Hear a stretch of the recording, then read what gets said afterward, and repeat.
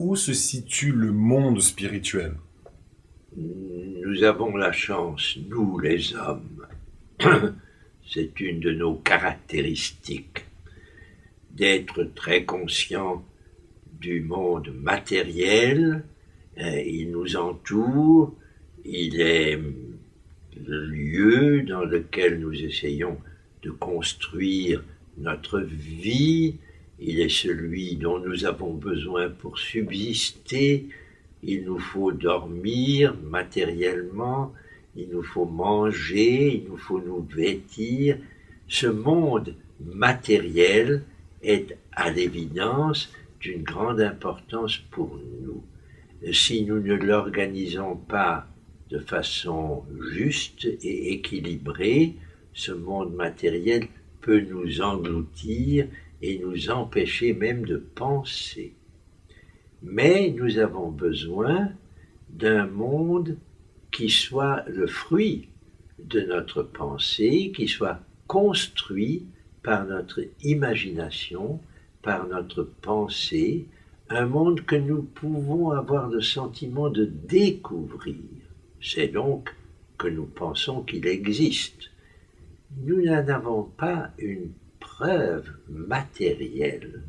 On ne peut pas dire l'esprit se meut quelque part dans une sphère qui nous est ouverte, mais que nous ne pouvons pas décrire de façon limitative. Le monde spirituel, à la différence du monde matériel, est indéfiniment extensible. Le monde matériel est un monde que nous vivons comme un monde fini. Nous savons qu'il est immense. Nous avons appris par la cosmologie à savoir qu'il y a du monde matériel non seulement autour de nous, non seulement sur notre planète, mais aussi au-delà dans le système solaire et bien au-delà du système solaire. L'espace matériel et le temps que vit cette matière sont indéfinis. Mais malgré tout, il y a une limite à cela.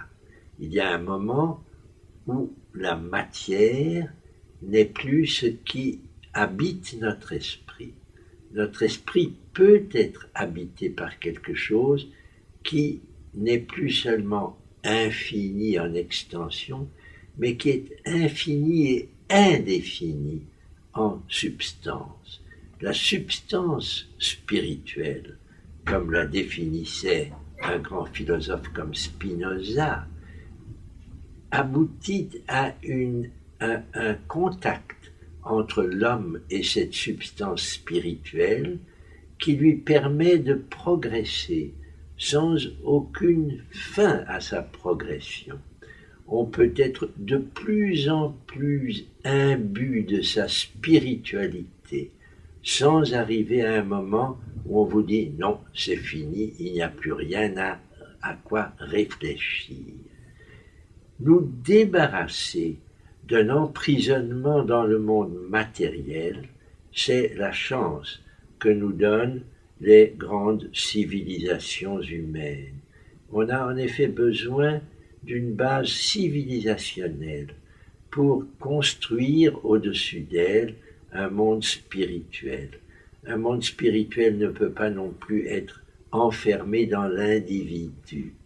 Certes, il y a des grands mystiques, Sainte Thérèse d'Avila, Saint Jean de la Croix, qui nous apportent une spiritualité d'une force extraordinaire, mais elle est enfermée malgré tout, supportée, disons plutôt, pas enfermée, mais supportée par une religion, par un monothéisme. D'autres spiritualités, comme celle de Bouddha, celle de Confucius, celle de Gandhi, sont des spiritualités plus ouvertes et par conséquent moins enfermées et qui sont aussi de ce fait plus calmes. Ce ne sont pas des spiritualités passionnées, ce sont des spiritualités qui essayent d'arriver à ce calme étonnant défini par les bouddhistes comme un nirvana, c'est-à-dire un moment où l'esprit est au calme, l'esprit est apaisé. La spiritualité apaisée est l'une des formes les plus précieuses de spiritualité, mais elle n'a rien à envier à la spiritualité passionnée que nous connaissons et que nous aimons à rencontrer dans les grands mystiques de tous les temps. Monsieur Essel, la spiritualité, à votre avis, est-ce quelque chose de réel ou est-ce un véhicule que nous avons quelque part inventé pour nous donner de l'espoir dans ce grand inconnu matériel? L'homme n'a rien inventé. L'homme a découvert. C'est une grande différence. Nous avons inventé la machine à moudre le café. Oui, ça, nous avons inventé. Nous avons inventé la machine à vapeur. Mais dans le domaine de la spiritualité, nous avons découvert que nous étions porteurs de quelque chose qui nous anime, qui nous fait vivre, qui nous réjouit, qui augmente notre dimension d'être, et ça c'est quelque chose qui existait sans doute quelque part, et à quoi nous avons réussi à atteindre. C'est donc une découverte et une atteinte, et c'est comme cela qu'il faut se présenter la spiritualité. Il ne faut donc pas chercher à la construire à partir de nos propres idées restreintes. Il faut y atteindre en se cultivant, en lisant, en explorant, en devenant philosophe, en aimant la science et en aimant l'imagination.